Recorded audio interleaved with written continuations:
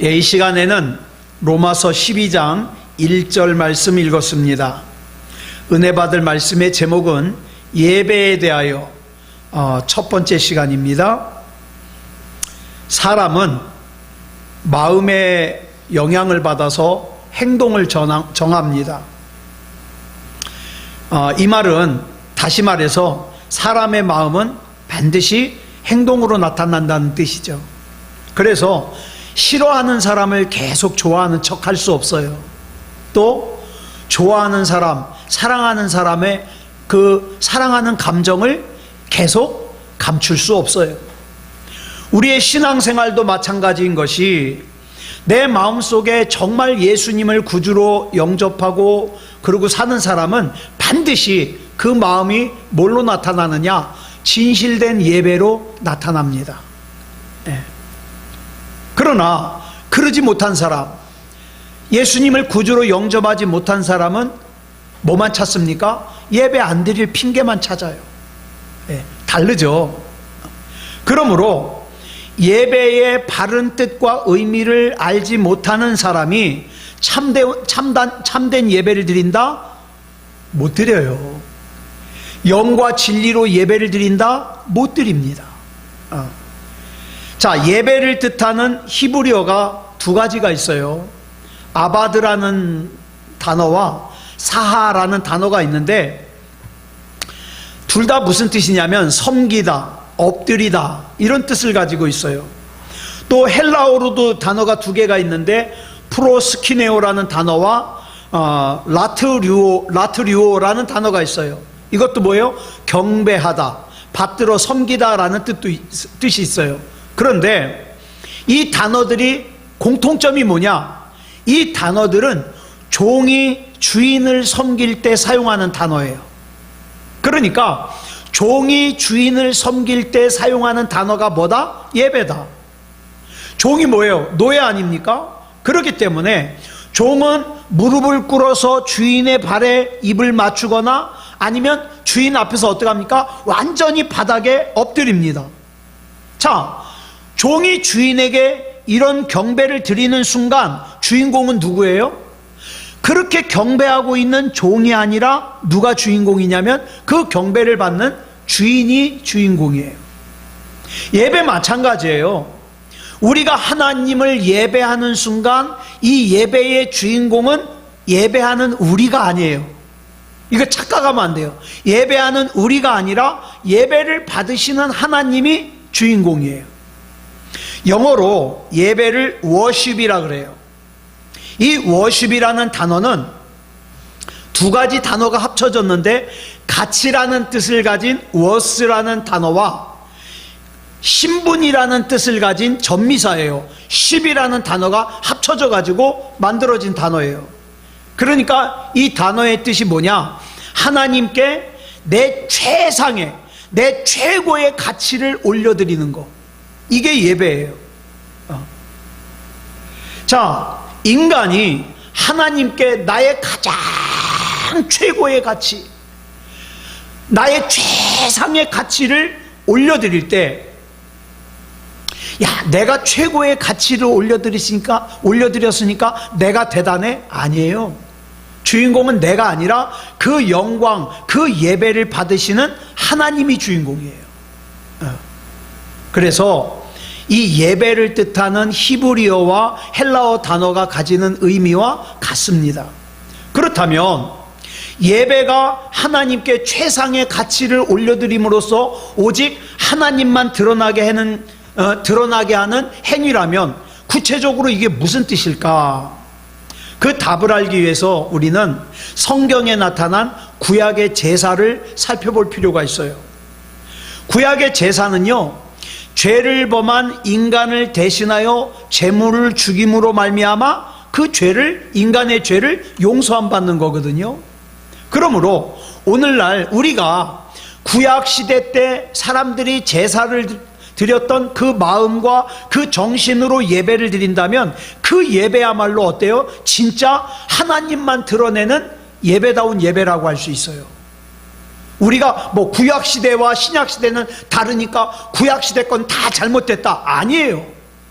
구약시대 때 하나님 앞에 제사했던 그 마음과 그 정신, 그건 가져야 돼요.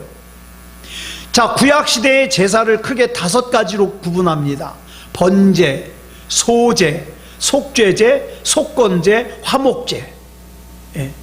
이 5가지 제사를 통하여 우리는 이제 이번 시간과 다음 시간에 걸쳐서 참된 예배가 뭐냐, 이걸 우리가 좀 살펴보려고 그래요.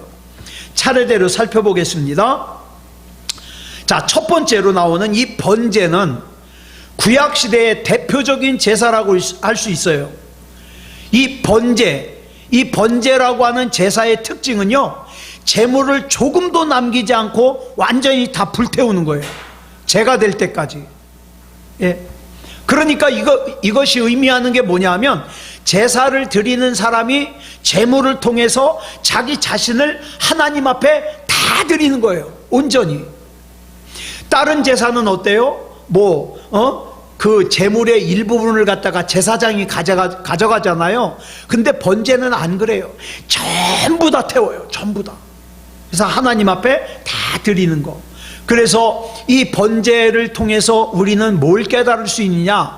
하나님께 드리는 예배는 자기를 완전히 부인해야 된다. 그리고 자기를 완전히 하나님 앞에 의탁해야 된다. 이런 뜻을 가지고 있어요. 그래서 번제는요, 예배의 영원한 모델이에요. 자, 예배가 곧 하나님에 대한 자기의 부인과 그 다음에 하나님께 자기를 완전히 의탁하는 것이기 때문에 그래요. 이 번제에 대하여 레위기 1장 1절부터 9절에 기록되고 있는데, 이 번제의 특징이 몇 가지가 있어요. 첫째, 번제를 드리는 사람은 반드시 흠없는 제물을 드려야 돼요. 흠없는 제물. 레위기 1장 3절 우리 같이 보겠습니다. 시작. 그 예물이 소의 번제이면 흠없는 수컷으로 회막문에서 여호와 앞에 기쁘게 받으시도록 드릴지니라. 여러분, 절대로 번제로 드리는 제물은 조금이라도 흠이 있으면 안 돼요. 그렇기 때문에 번제를 드리기 전에 그 제물을 잘 살펴봐야 돼요. 흠이 있나 없나. 그러니까 이것은 곧 뭘 의미하느냐? 하나님 앞에 바른 예배를 드리기 위해서는 먼저 준비하는 단계가 필요해요. 흠이 있나 없나. 그냥 대충 예배 참석하면 되는 게 아니라 준비하는 단계. 그래서 예배는 반드시 준비된 마음으로 드려야 돼요. 준비된 마음으로. 준비된 마음이 없이는 흠없는 예배가 될 수 없잖아요. 실컷 죄 짓고 예배를 드린다? 그 예배가 되겠습니까? 여기에 예외인 사람이 없어요. 흠없는 예배를 드리기 위해서, 예를 들어서 주일 예배를 드리는데, 주일 예배를, 흠없는 예배를 드리기 위해서 전날인 토요일 날 기도로 준비하는 사람이 드리는 주일 예배와, 아무 준비하지 않고 토요일 날 막 12시, 새벽 1시, 2시까지 세상을 갖다가 즐기다가 헐레벌떡 주일날 예배 드리는 사람과 그 예배가 어떻게 같겠냐 이 말이에요. 또 예배를 준비하기 위해서 일찌감치 나와서 예배를 기도하고 준비하는 사람이 드리는 예배와, 헐레벌떡 늦게 와가지고 숨을 헐떡이면서 예배를 드리는 사람이 드리는 예배가 어떻게 같겠냐 이 말이죠. 그러니까 우리가 반드시 먼저 알아야 되는 건 뭐냐? 예배는 준비된 마음으로 드려야 된다. 그래야 흠없는 예배가 될 수 있다 이 말이에요. 그러니까 예배는 어때요? 예배당에서 시작되는 게 아니에요. 예배는 예배당에서 시작되는 것이 아니라 이미 우리 집에서, 그쵸? 그 다음에 우리 삶에서 예배를 준비하는 순간부터 그 예배는 시작되는 거예요. 악한 마음 먹지 말아야지. 왜? 난 예배 드려야 되니까. 미워하지 말아야지. 왜? 나 예배 드릴 거니까. 탐욕을 가지지 말아야지. 왜? 난 예배 드릴 거니까. 음란한 마음 가지지 말아야지. 왜? 난 예배 드릴 거니까. 이렇게 예배는 준비되는 거예요. 그 다음 두 번째, 번제를 드리는 사람은 여호와께서 기쁘게 받으시도록 드려야만 돼요. 자, 아까 읽었던 레위기 1장 3절 다시 한번 읽겠습니다. 시작. 그 예물이 소의 번제이면 흠없는 수컷으로 회막문에서 여호와 앞에 기쁘게 받으시도록 드릴지니라. 자, 아까 예배의 주체가 누구라 그랬어요? 우리가 아니에요. 하나님이십니다. 그렇기 때문에 예배는 인간이 보기에 좋은 예배를 드리면 안 돼요. 예. 인간이 감동받고 인간이 흥분하고 그런 예배 드리면 안 돼요. 모든 초점이 어디로 맞춰져야 돼요? 하나님이 기쁘게 받으시는 예배. 예. 하나님이 기쁘게 받으시는 예배가 아니라 인간이 즐기고 인간이 감동하고 인간이 좋아라 드리는 예배는 그건 예배가 아니라 뭡니까? 종교의식이에요.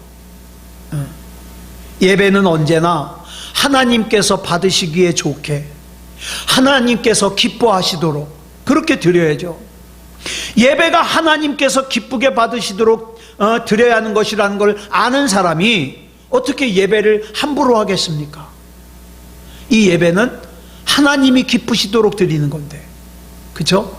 함부로 예배를 드릴 수 없죠. 예배를 대충 못 드리죠. 예배를 하찮게 생각하지 않겠죠. 자, 약속을 했어요. 제가 우리 김재현 권사님하고 약속을 했어요. 권사님, 내일 오후 1시에 만납시다. 그랬는데 권사님은 오후 1시 전에 딱 와서 기다리는데 나는 오후 한 2시 반쯤에 갔어요. 기분이 나빠요, 안 나빠요? 나쁘죠. 아, 근데 금쪽 같은 시간 1시간 반을 갖다가 허비했잖아요. 자, 누군가와 약속을 해놓고 그 약속을 어기는 건 뭡니까? 예의에 벗어나는 거예요. 하물며 하나님께 대한 예의, 이 하나님께 대한 예의를 하찮게 생각하면 안 되잖아요. 따라서 우리는 예배를 드릴 때 어떻게 해야 됩니까? 내 이 예배 가운데 부족한 부분이 있지 않은가? 흠이 있지 않은가? 내가 드리는 예배를 과연 하나님이 기쁘게 받으실까? 여러분, 이렇게 조심하고 준비해서 드릴 때 그 예배가 당연히 사람도 감동스럽죠. 하나님이 기쁘게 받으시는데. 예? 그래서 그런 예배가 중요한 거예요. 하나님이 기쁘게 받으시는 예배. 그 다음 세 번째로, 번제는 제사를 드리는 사람이 제물의 머리에 안수하는 것으로부터 시작됩니다. 자, 레위기 1장 4절 보겠습니다. 시작. 그는 번제물의 머리에 안수할지니 그를 위하여 기쁘게 받으심이 되어 그를 위하여 속죄가 될 것이라. 여기서 말하는 그가 누구예요? 그는 번제물의 머리에 안수할지니 누구예요? 제물을 끌고 온 사람, 제사를 드리려고 제물을 끌고 온 사람. 자, 여기 안수라는 것이 나오는데 이 안수는 뭐냐면 문자 그대로예요. 머리 위에 손을 얹는 거예요. 우리 안수기도 그러죠. 머리 위에 손을 얹는 거예요.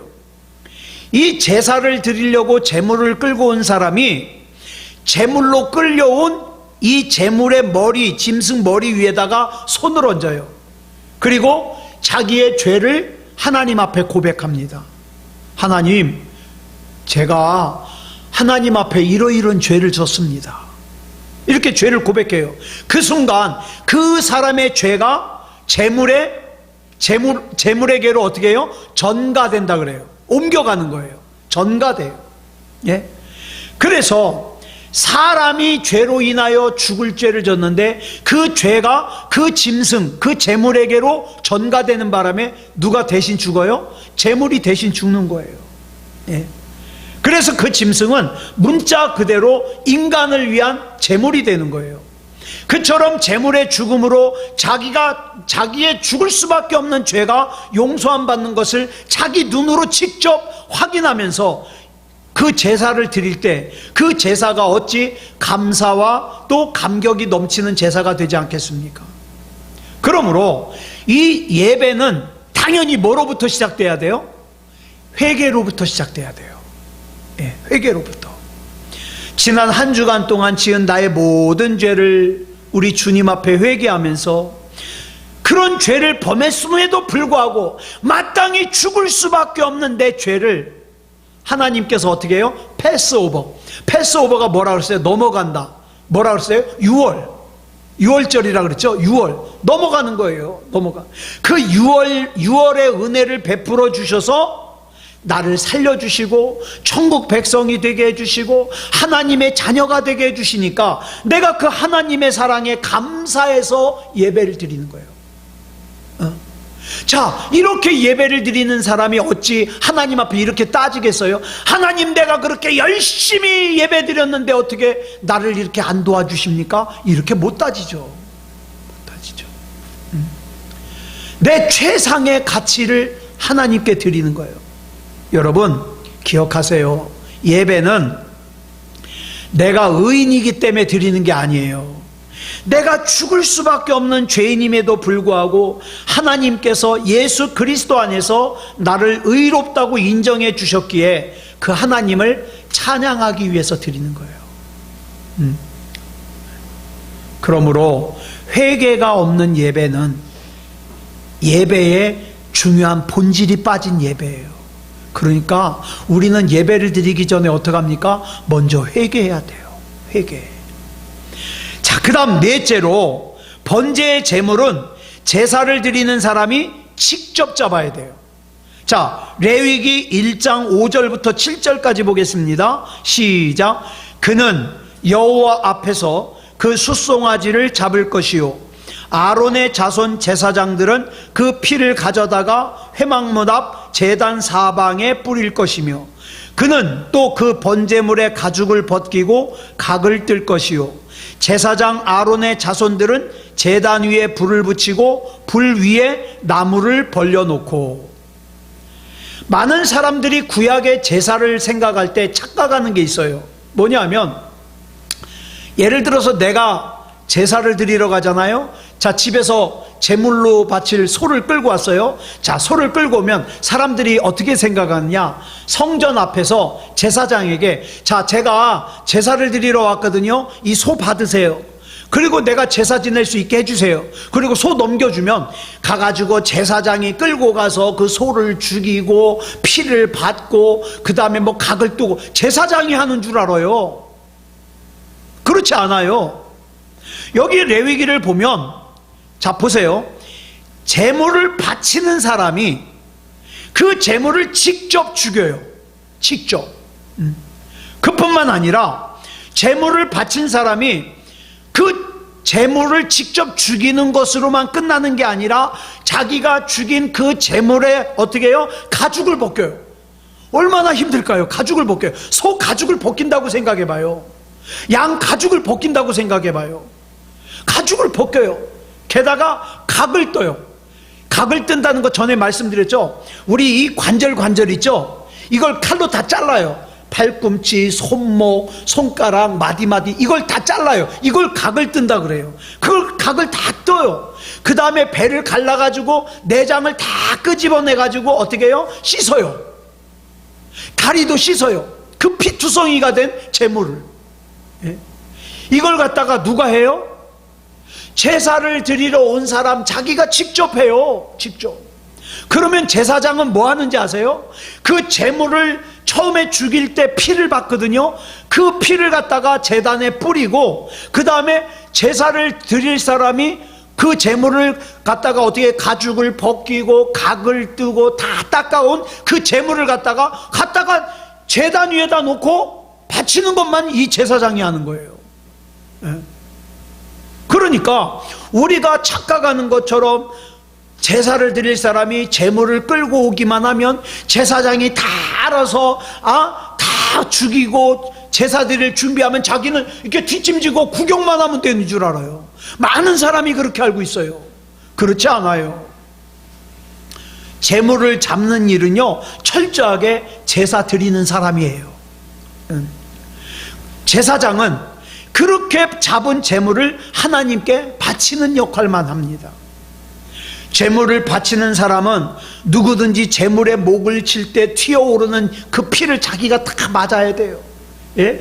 그 다음에 가죽을 벗길 때 그 냄새, 피비린내, 각을 뜰 때 얼마나 그 징그러워요. 처참하잖아요. 그 피비린내, 내장과 다리를 씻을 때의 그 역겨운 악취, 피할 수 없어요. 만약에 나는 징그러워, 난 그거 못해, 그 사람은 제사 못 드려요. 제사 못 드리면 죄를 용서 못 받아요. 왜? 그 과정을 통해서 그 제사는 비로소 살아있는 제사가 되거든요. 하나님 앞에서 그 죄인된 자기의 목을 치는 심정으로 어떻게 해요? 제물의 목을 자르는 거예요. 하나님께서 자기의 안과 밖을 다 깨끗하게 씻어주기를 바라는 마음으로 어떻게 합니까? 가죽을 벗기고 내장을 씻어내는 거예요. 자기의 다리가 이제부터는 죄 짓는 도구로 사용되는 것이 아니라 하나님의 도구로 사용하리라 다짐하면서 어떻게 합니까? 제물에 내 다리를 씻는 거예요. 하나님이 이렇게 하나님 앞에 나를 통째로 바치오니 하나님께서 나를 붙잡아 주시고 나를 책임져 주시옵소서.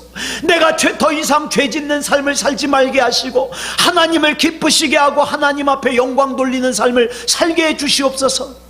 이렇게 기도를 하면서 그 제물을 잡는 거예요. 그렇기 때문에 자, 이렇게 제사를 드리고 돌아가는 사람 몸이 어떨까요? 온통 피투성이죠. 빨갛겠죠. 예? 제물의 그 피비린내와 그 역겨움이 온통 몸에서 진동하겠죠. 그렇지만 그 사람의 영혼은 나 대신에 이 제물이 이 처참한 죽음을 주고 내가 용서함 받았으니 나는 이제 앞으로 똑바로 살 거야, 그렇게 기뻐하면서 간다 이 말이에요. 예? 마찬가지예요. 여러분, 오늘날 우리 예배는 목사가 다 해주는 게 아니에요. 목사는 어떻게 합니까? 길잡이 역할만 하는 거예요. 자기 자신을 하나님 앞에서 죽이는 것도 자기가 해야 되고요, 자기 자신을 하나님 앞에 바치는 것도 자기가 해야 돼요.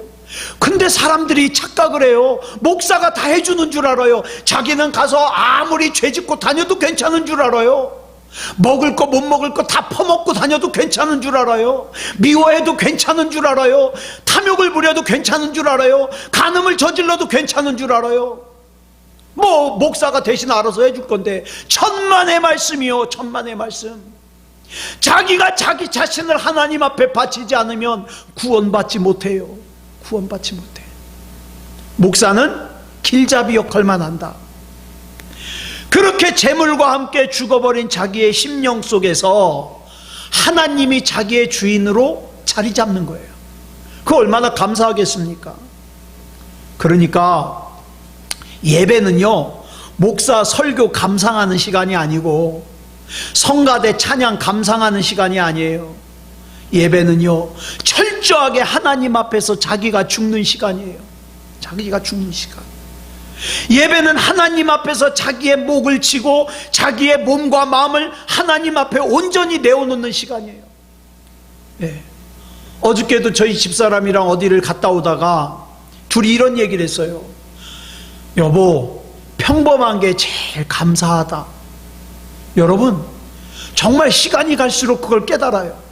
내가 그냥 평범하게 일상적으로 하는 거 있죠. 일상적으로 내 삶을 사는 거, 일상적으로 내가 하나님을 예배할 수 있는 거, 일상적으로 내가 걸어 다니는 거, 일상적으로 하는 게 그게 너무 감사한 거예요. 근데 이게 감사한 거라는 걸 잃어버린 사람은요, 그게 얼마나 귀한 건지 그때 알잖아요. 그러니까 그걸 갖다가 잃어버리기 전에, 하나님, 나의 이 일상적인 삶을 주셔서 감사합니다. 내가 이렇게 하나님을 생각할 수 있고 하나님 앞에 기도할 수 있고 하나님 앞에 감사할 수 있는 믿음을 주셔서 감사합니다. 더욱더 훌륭한 믿음을 주시옵소서. 그래서 하나님을 기쁘시게 하고 또 하나님께서 맡겨주신 사명 잘 감당할 수 있게 해주시옵소서. 그렇게 기도하게 된다 이 말이에요. 그저 자기 건강이 자기 거인 것처럼, 자기 재물이 자기 거인 것처럼 온통 죄만 짓고 돌아다니다가 막상 그것을 잃어버려서 하나님께 돌아갈 수 없을 때 그 얼마나 처참하고 낙심이 되냐 이 말이에요. 그러므로 예배를 통해서 선포되는 하나님의 말씀은 그 말씀이 어떤 말씀이든지 그 그 하나님의 말씀 앞에서 나를 어떻게 해요? 나의 안과 나의 밖을 다 드러내야 돼요. 그래서 어떻게 합니까? 죄는 씻어내버리고 어떻게 해요? 하나님 앞에 나를 전부 맡겨드려야 돼요. 그게 예배드리는 사람이에요. 그게 믿음의 사람이에요. 자기의 각을 떠가지고 하나님의 말씀 앞에 내려놔야 돼요. 이 말은 하나님 앞에서 내가 완전히 굴복한다는 뜻이에요. 하나님 앞에서 완전히 나를 부인한다는 뜻이에요. 하나님, 나는 간대 없어지고 나의 주인 되시는 하나님만 있습니다. 하나님 책임져 주시옵소서.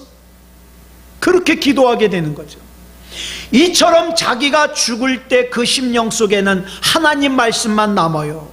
그리고 그 하나님의 말씀이 나를 지배합니다. 이렇게 드리는 예배가 내 삶을 살려요. 예? 이렇게 드리는 예배가 교회 다니는 게 아니라 예배 드리는 거예요.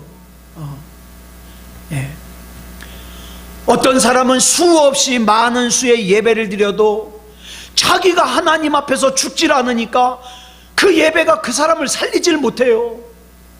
그러니까 예배는 열심히 참석하는데 사는 걸 보면 불신자랑 별표가 안 나. 왜? 내가 하나님 앞에서 죽지 않는 걸. 하나님 앞에서 죽어야 돼요. 그래야 그것이 살아있는 예배가 되고 하나님이 기쁘게 받으시는 예배가 된다 이 말입니다. 이것이 번제예요. 번제를 통해서 우리가 예배를 배울 수 있는 거죠. 그 다음에 이제 두 번째 제사가 뭐냐? 소제라는 제사예요. 소제는 어떤 제사냐? 곡물을 제물로 드리는 제사인데, 이 소제는요 하나님께 대한 나의 헌신과 나의 충성을 나타내는 제사예요. 그러므로 소제는요 회막이나 성전에서 드려지는 걸로 끝나는 게 아니라 내 일상적인 삶에서 완성되는 제사예요. 네. 그러니까 진짜 예배는요, 진짜 예배는 그 삶 자체가 어떻게 해요? 하나님께 대하여 헌신하는 거고 하나님께 대하여 충성하는 거예요. 예. 레위기 2장 1절부터 2절까지 보겠습니다. 시작. 누구든지 소제의 예물을 여호와께 드리려거든 고운 가루로 예물을 삼아 그 위에 기름을 붓고 또 그 위에 유향을 놓아 아론의 자손 제사장들에게로 가져갈 것이요, 제사장은 그 고운 가루 한 움큼과 기름과 그 모든 유향을 가져다가 기념물로 제단 위에서 불사를 지니 이는 화제라, 여호와께 향기로운 냄새니라. 소제는요 곡물을 예물로 삼 때 그 곡물을 갖다가 반드시 곱게 갈아야 돼요. 곱게. 예? 뭐 조금이라도 껄쩍거리는 거 있으면 안 돼요. 다 갈아야 돼요. 그래가지고 미세한 분말이 될 때까지 갈아야 돼요. 예? 그러니까 제사를 드리는 사람은 이 곡물을 갖다가 갈면서 무슨 생각을 할까요? 그 곡물 안에서 자기의 고집, 자기의 생각, 자기 판단, 자기 뜻 이런 걸 갖다가 다 갈아버리는 거예요. 갈아버려요. 그것만으로는 또 부족해요. 그 위에다가 고운 기름과 유향을 더합니다. 그러면 이 고운 기름과 유향은 뭘 의미하냐? 영적으로 기름은 성령을 뜻해요. 유향은 기도를 뜻합니다. 그러니까 예배는요 내 뜻과 내 생각, 내 고집, 내 판단 이런 걸 갖다가 다 곱게 갈아버리고 하나님의 절구통에다 넣고 싹 곱게 빻고 그 다음에 곱게 갈아내고 조금이라도 내 것이 남아있으면 안 돼요. 그런 다음에 거기다가 뭘 더합니까? 성령 충만하게 기도를 더하는 거예요. 이게 예배예요. 예배. 그런데 하나님 앞에 예배를 드리면서도 내 고집이 남아있어. 하나님 그건 알겠는데요, 내 생각에는 내 생각이 맞아요. 또 막 고집을 부리고요, 또 난 자존심이 있어서 그거 못합니다. 자존심을 내세우고요. 그러면 예배가 안 되잖아요. 다 곱게 갈아버려야 돼요. 그래야 하나님께서 나를 다시 빚어서 어떻게 해요? 하나님의 것으로 만들어요. 하나님의 것으로. 그래서 예배 자체가 헌신이고 충성인 거예요. 여러분, 은혜로운 예배는요, 그냥 저절로 되는 게 아니에요. 사람들은 그래요. 그냥 그 예배의 분위기 때문에 은혜로운 예배가 되는 줄로 아는데 천만의 말씀이요. 내가 준비가 돼야 돼요. 은혜로운 예배는요, 또 성가대원, 교사, 또 식사할 때는 식당 봉사, 수많은 교우들의 헌신과 봉사가 어우러져야 어떻게 해요? 은혜로운 예배가 되는 거예요. 그저 나는 아무것도 헌신 봉사 안 하고 대접만 받으려 그러면 그 사람 때문에 어떻게 해요? 그 예배가 은혜로운 예배가 안 되는 거예요. 네. 우리가 자전거를 타잖아요. 자전거를 타면 이렇게 양쪽에 페달이 하나씩 있잖아요. 이게 헌신과 봉사예요. 여러분, 이 자전거 페달을 갖다가 이렇게 막 가다가 페달을 밟지 않고 가만히 있잖아요. 그러면 어떻게 해요? 자전거가 어느 정도 가다가 넘어져 버려요. 예. 그러니까 내가 헌신과 봉사를 하는 것은요, 누구를 위해서가 아니에요. 나를 위해서예요. 내가 그 삶을 살 때 내 믿음도 믿음다운 믿음이 되고 어떻게 해요? 건강해지는 거예요. 나 이거 하기 싫어. 왜 이건 나만 시켜? 아우, 짜증나 죽겠네. 그 순간 어떻게 합니까? 이거 넘어지는 건 예견돼 있는 거예요. 시험 들고요, 그 다음에 예배가 병들고요, 영혼이 병들고요. 예. 페달을 멈췄으니까. 주일 아침 일찍부터 헌신하는 사람의 예배와 자기 자신만을 위해서 예배를 드리려는 사람의 예배가 어찌 같겠습니까? 어찌 같겠어요? 자, 이 헌신은 고운 기름과 그 다음에 유향으로 하는 거예요. 어떤 사람은 그래요. 내가 다 쓰고 남은 걸로 하지 뭐, 짜투레기로 하지. 아니요. 그리고 나서는 남은 걸로 하고 어떻게 해요? 또 생색은 내고 싶어. 내가 뭔가를 하나를 하면 막 생색을 내고 싶어 죽겠어요. 네. 그렇게 하는 거 아니죠. 아무리 바빠도 나는 시간이 없어. 그래도 그 바쁜 시간을 쪼개어서 헌신하는 훈련을 지금 당장 시작하지 않으면 내가 관 속에 들어갈 때까지도 못해요. 나중에 시간이 좀 생기면 하지, 그 시간은 영원히 오지 않아요. 예. 누군가에게 전도해야 되겠다, 그 복음을 전하는 전화를 한 통화 해야 되겠다, 지금 해야죠. 지금. 왜? 나중에 여유가 있을 때 하려고 하다가는 영원히 그 시간이 오질 않아요. 그래서 이 헌신은요, 성령님의 도우심을 간구하는 그릇 속에 담겨야 돼요. 예. 성령님, 제가 어떻게 할까요? 가르쳐 주십시오. 내 생각을 주관해 주시옵소서. 내 마음을 주관해 주시옵소서. 내가 어떻게 해야 될까요? 기도해야죠. 기도. 그래야 열매가 덕스럽습니다. 저는 그동안 교회에서 한순간 확 타올라가지고 막 헌신하는 사람들 봤어요. 근데 자기 힘으로 헌신하고 자기 힘으로 열심을 내는 사람은 금방 어떻게 해요? 지쳐 나가 떨어져 버려요. 왜? 그 근거가 어디서 오니까? 자기 힘에서 오니까. 자, 그런데 레위기 2장 11절로 13절 보겠습니다. 시작. 너희가 여호와께 드리는 모든 소제물에는 누룩을 넣지 말지니 너희가 누룩이나 꿀을 여호와께 화제로 드려 사르지 못할지니라. 처음 익은 것으로는 그것을 여호와께 드릴지나 향기로운 냄새를 위하여는 제단에 올리지 말지며 내 모든 소제물에 소금을 치라. 내 하나님의 언약의 소금을 내 소제에 빼지 못할지니 내 모든 예물에 소금을 드릴지니라. 여기 보니까 소제를 드릴 때 넣지 말아야 될 것이 나오고 넣어야 될 것이 나와요. 뭘 넣지 말라 그랬어요? 누룩과 꿀은 넣지 말라 그랬어요. 누룩이 뭘 뜻할까요? 누룩은 뭐예요? 밀가루 속에 들어가면 무슨 역할을 해요? 부풀리죠. 그 누룩은 부풀리는 거예요. 이만큼 해놓고 이만큼 부풀려요. 그 다음에 꿀은요. 꿀은 그럴듯하게 포장하는 거예요. 그러니까 누룩과 꿀을 넣지 말라는 건 뭐냐면 과대 포장해서 자랑질하는 거 하지 말고, 그 다음에 겉만 번지르르하게 포장하는 거 하지 말아라. 누가 알아주기를 원하고 하지 말아라. 반면에 소금은요, 여러분 성경에서 소금은 뭐랍니까? 자기가 없어짐으로 말미암아 어떻게 해요?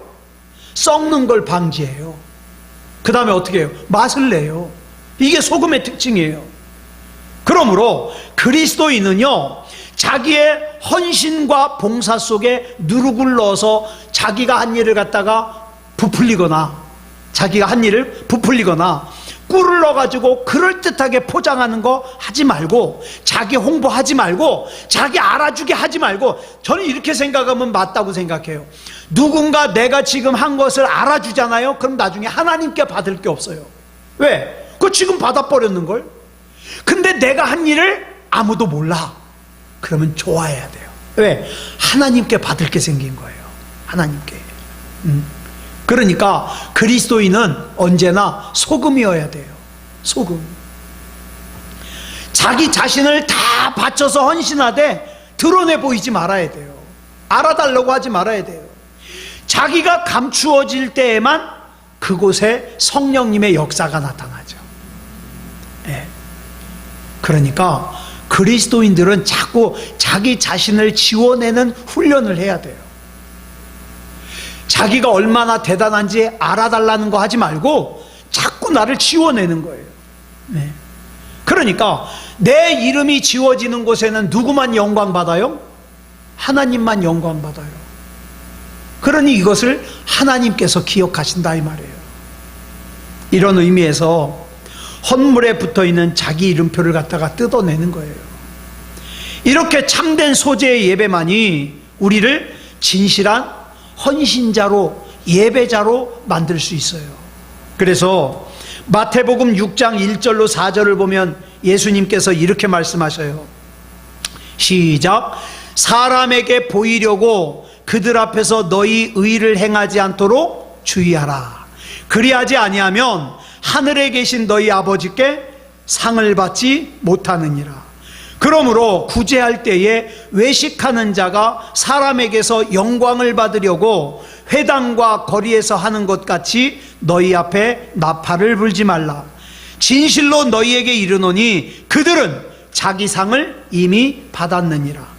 너는 구제할 때에 오른손이 하는 것을 왼손이 모르게 하여 내 구제함을 은밀하게 하라. 은밀한 중에 보시는 너의 아버지께서 갚으시리라. 아멘. 사랑하는 여러분, 우리의 예배가 다 이렇게 된다면 얼마나 좋을까요?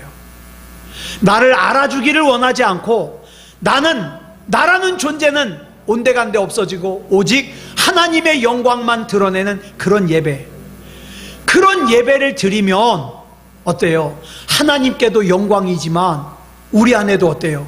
평안과 기쁨이 있겠죠. 아무쪼록 저와 여러분이 하나님 앞에서 이런 예배를 드릴 수 있기를, 하나님 앞에 이런 예배 드리게 해달라고 기도하면서 나아가는 그런 저와 여러분이기를 그리스도 예수님의 이름으로 축복합니다. 기도하겠습니다. 사랑의 아버지 하나님, 감사합니다. 이 시간에 구약시대의 5가지의 제사 중에 번제와 소제에 담겨있는 예배의 의미를 살폈습니다. 사랑의 아버지 하나님, 내가 드리는 예배가 그저 나를 만족시키는 것에서 끝나는 예배가 되지 말게 하시고 하나님께서 받으시고 하나님께서 기뻐하시는 그런 예배다운 예배이게 해 주시옵소서. 사랑의 아버지 하나님, 이 마지막 때에 우리의 예배가 살았으면 좋겠습니다. 우리 하나님께서 우리 주님의 몸된 새소망교회 붙잡아 주셔서 우리의 예배가 살게 하시고 전부 하나님 앞에서 나를 내려놓는, 나를 죽이는 그런 예배가 되게 해 주시옵소서. 우리 주님께서 붙잡아 주실 줄 믿사오며 그리스도 예수님의 이름으로 감사하며 기도드렸사옵나이다. 아멘.